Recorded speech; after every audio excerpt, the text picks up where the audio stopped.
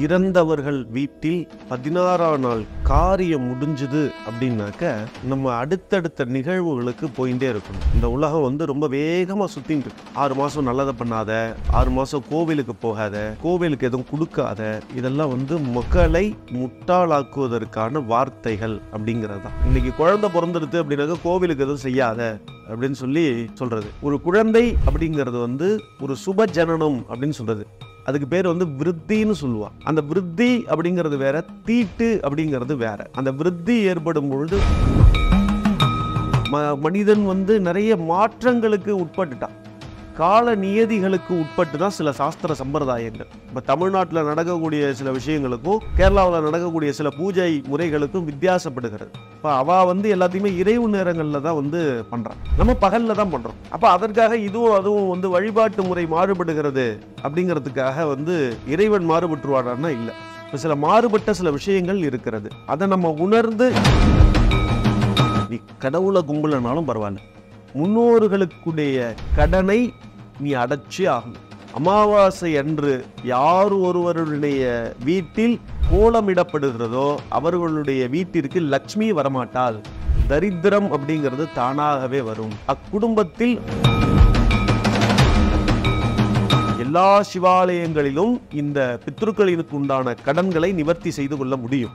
இது பித்ரு கடன் அப்படின்னு தான் சொல்றது. இதை நிவர்த்தி பண்ண முடியும். ஆத்தங்கரை கடற்கரையை தேடின்னு தான் போகணும் அப்படின்னாக்க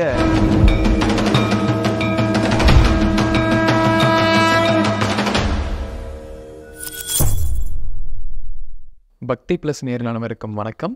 இன்று நம்மோட இந்த பவர் ஸ்ரீ கார்த்திகேயன் சுவாமிகள் அவர்கள். வணக்கம் ஐயா. ஐயா, நம்ம இன்னைக்கு பார்க்கக்கூடிய தலைப்பு, ஒரு வீட்டில் ஒரு எதிர்பாராத விதமாக ஒரு இறப்பு ஏற்பட்டுறது அப்படிங்கிற பட்சத்தில் அடைப்பு அப்படிங்கிற ஒரு விஷயம் பொதுவாக இருக்குங்கய்யா.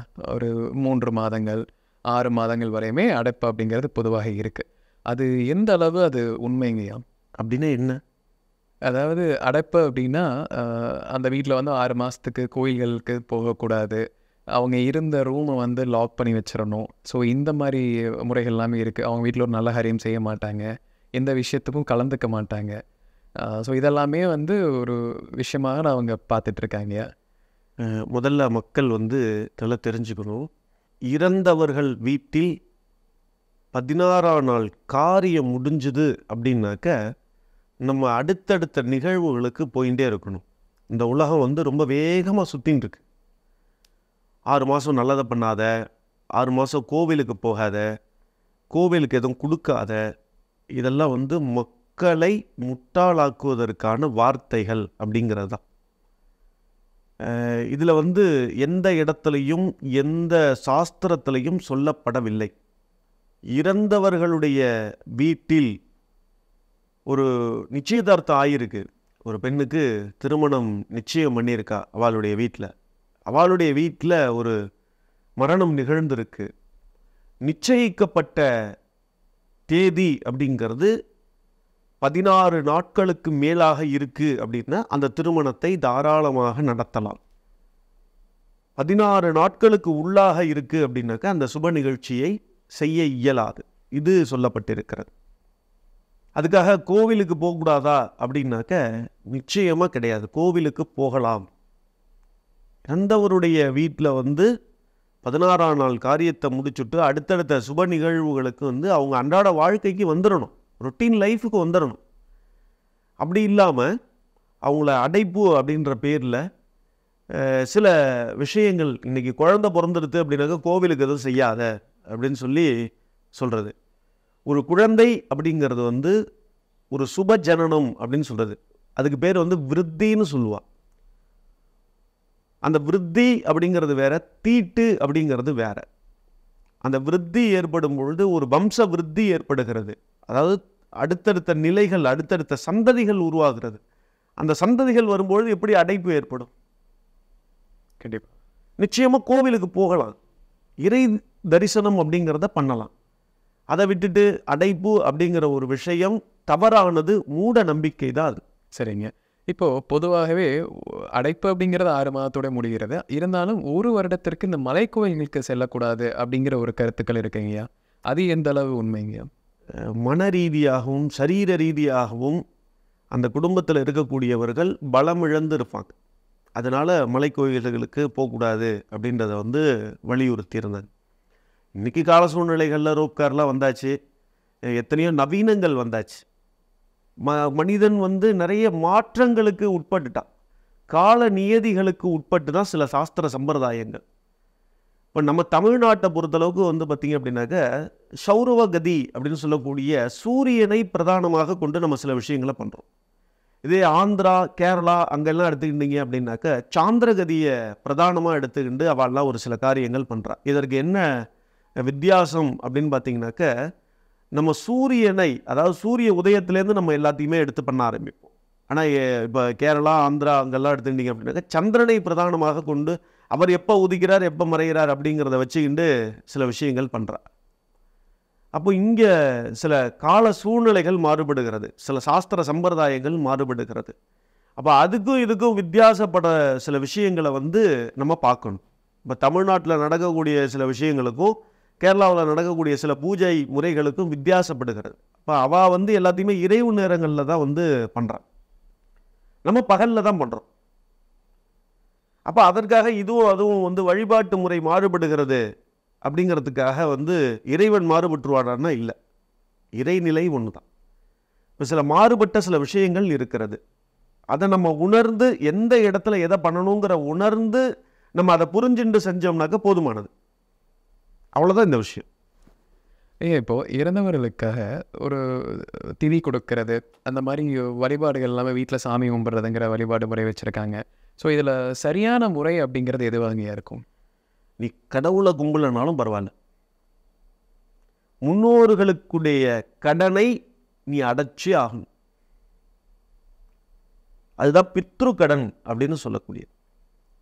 இந்த பித்ரு கடன் அப்படிங்கிறது வந்து மாதா மாதம் அமாவாசை அன்னைக்கு நிச்சயமாக நீ அன்னைக்கு வந்து அவளை நினச்சி பார்த்து அந்த விஷயத்தை பண்ணணும். காக்காய்க்கு சாதம் இடணும், அன்னைக்கு ஒருவேளை உபவாசம் சாப்பிடாமல் இருக்கணும். இந்த மாதிரியான விஷயங்களை ஃபாலோ பண்ணிக்கணும். அவளுக்கான நாள் அது. இன்றைக்கி நிறைய வீடுகளில் நான் பார்க்குறேன், அன்றைக்கி தான் வீட்டில் தட்டப்புட்டலாக சாணி மெழுகி கோலம் போட்டு, நிச்சயமாக கூடாது. அமாவாசை அன்று யார் ஒருவருடைய வீட்டில் கோலமிடப்படுகிறதோ அவர்களுடைய வீட்டிற்கு லக்ஷ்மி வரமாட்டாள், தரித்திரம் அப்படிங்கிறது தானாகவே வரும், அக்குடும்பத்தில் மகிழ்ச்சி இருக்காது, மன ரீதியான சில போராட்டங்கள் அப்படிங்கிறது ஏற்படும். அமாவாசை தினத்தில் வந்து நிச்சயமாக வாசலில் கோலம் போடக்கூடாது. இது சொல்லப்பட்டிருக்கக்கூடிய விஷயம், நம்ம பாரம்பரியத்தில் இருக்கக்கூடிய ஒரு விஷயம். ஐயா, இப்போது வருடத்துக்கு ஒரு முறை வந்து இப்போ ஆடி அமாவாசை அப்படிங்கும் போது திதி கம்பல்சரி கொடுக்கணும். அதுலேயும் சில விஷயங்கள் சொல்கிறாங்க, ஒரு வருடம் கொடுத்தா போதும், இல்லை அதன் பின் கொடுக்குறதா இருந்தால் அவங்க தொடர்ந்து கொடுத்துட்டே இருக்கணும் அப்படிங்கிறதெல்லாம் இருக்குங்க. அது ஆடி அமாவாசை மட்டும்தான் அதுக்கான இது வாங்கியா, இல்லை வேறு ஏதாவது இருக்குங்களா? மாதா மாதம் அமாவாசை தினத்தில் நம் முன்னோர்களுக்கு செய்ய வேண்டிய கடமையை செய்தே ஆக வேண்டும். இன்றைக்கி வந்து ஆடி அமாவாசை, புரட்டாசி அமாவாசை, தை அமாவாசை, இது மூணுத்தை பண்ணால் போதும்னு சொல்லி அதை வந்து ஒரு சுருக்கத்துக்கு கொண்டு வந்துட்டா. அது அப்படி கிடையாது. நிச்சயமாக அமாவாசைக்கு அமாவாசை பண்ணணும் அப்படிங்கிறது தான் விதி. சரி, பண்ண முடியல, மாதம் மாதம் ஒரு நாட்டு பசுமாட்டிற்கு அகத்திக்கீரையும் அச்சு வெல்லமும் வாங்கி கொடுத்தா போதும். முன்னோர்களுக்கு செய்த கடமையை நீ நிவர்த்தி பண்ணதாக போதுமானது.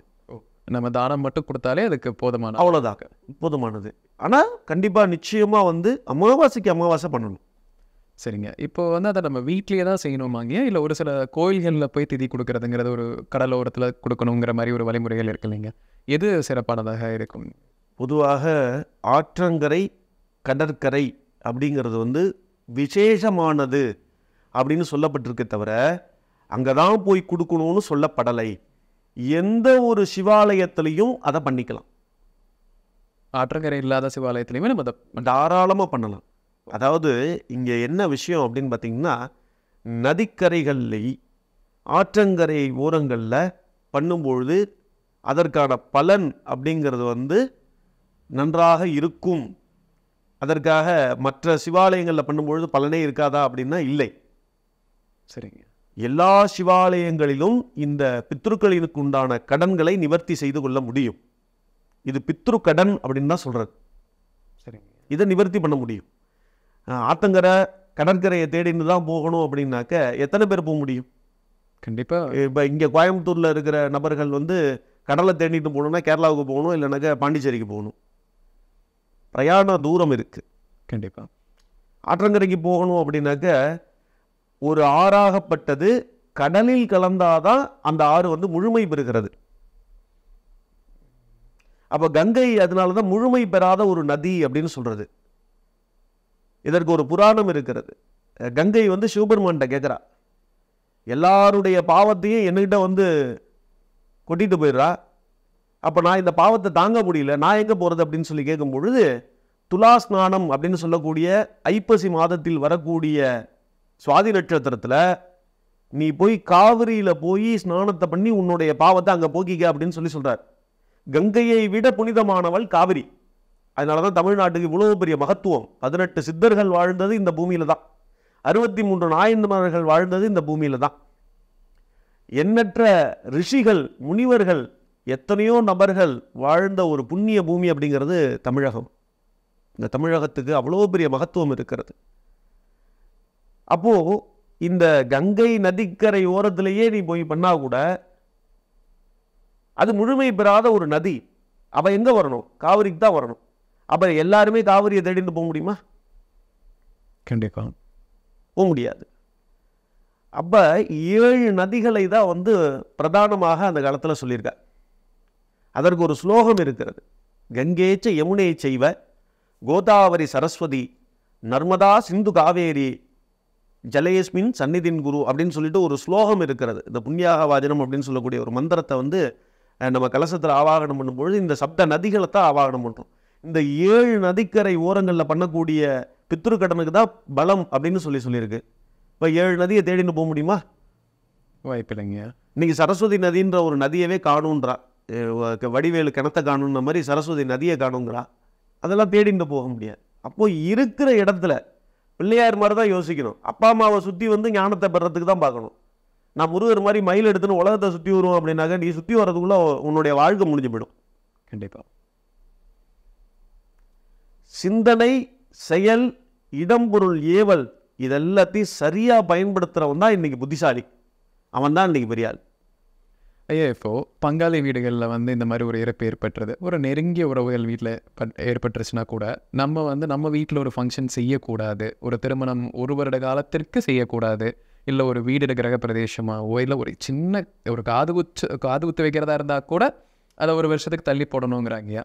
அது உண்மையாங்கய்யா? இல்லை, நிச்சயமாக அப்படி கிடையாது. நம்ம வந்து ஒரு இப்போ இதற்கு முன்னாடி பேசுனதுலேயே நான் உங்களுக்கு சொல்லியிருப்பேன். நம்ம வந்து ஒரு இறந்துட்டாங்க, ஒரு முதியவர் இறந்துட்டார், அவர் வயோதிகத்தின் காரணமாக மரணம் ஏற்படுகிறது. அப்படிங்கிற பட்சத்தில் அவள் வீட்டில் வந்து ஒரு முன்னதாகவே குறிப்பிட்ட தேதியில் சில காரியங்களை வந்து முன்னெடுத்திருப்பாள். பத்திரிக்கை அடித்தாச்சு, நமக்கு ஒரு 45 days இருக்குது. அப்படிங்கிற பட்சத்தில் நம்ம என்ன பண்ணணும்? தாராளமாக அந்த காரியத்தை பண்ணலாம். என்ன காரணம் அப்படின்னாக்க 16ஆம் நாள் காரியம் முடிஞ்சுடுத்துனாக்க அந்த இறந்தவா வீட்டில் இருக்கக்கூடியவாளும் இங்கே வரலாம், இங்கே இருக்கக்கூடியவாளும் அங்கே போகலாம், தாராளமாக போகலாம். இதில் வந்து எந்த மாற்று கருத்தும் கிடையாது. சரி, 16 நாள் தான் கணக்கு. பங்காளி திட்டு 10 நாள். சரி, அப்படிங்கிறது தான் வார்த்தை. இதில் எந்த மாற்று கருத்தும் கிடையாது. அப்போது இதற்கும் ஒரு சாஸ்திரம் இருக்கிறது. சரிங்க. ஆசோஜன சாஸ்திரம் அப்படின்னு சொல்லிட்டு ஒரு சாஸ்திரம் வரையறுக்கப்பட்டு இருக்கிறது. இது எல்லா இடத்துலையும் வந்து ஒரு சாஸ்திரம் அப்படிங்கிறது வந்து அந்த காலத்தில் நம்ம முன்னோர்கள் நமக்கு சொல்லிட்டு போயிருக்கா. சாஸ்திரம் அப்படிங்கிறது ஒரு சம்ஸ்கிருத பதம். அப்படின்னா என்னன்னாக்க வரையறுக்கப்பட்டது அப்படிங்கிறது தான் அர்த்தம். அதாவது இதுதான் ரூல், இலக்கணம் அப்படின்னு சொல்கிறோம் இல்லையா, இதுதான் ரூல். அந்த ரூல் வந்து நமக்கு சொல்லிட்டு போயிருக்கா. சரிங்க. அதை நம்ம ஃபாலோ பண்ணிக்க வேண்டியதான். ஸோ அதன்படி வந்து நம்ம 16 நாள் காரியம் முடிச்சிட்டாலே நம்ம எல்லா நல்ல காரியங்களுக்கும் தாராளமாக பண்ணிக்கலாம். சரிங்க. ஸோ இப்போது நம்ம இந்த அடப்பு பற்றியும் திதி பற்றியும் நிறைய விஷயங்கள் தெரிஞ்சுக்கிட்டோங்க. கண்டிப்பாக அது நம்ம நேரலுக்கு ரொம்ப பயனுள்ளதாக இருக்குங்க. ரொம்ப நன்றிங்க.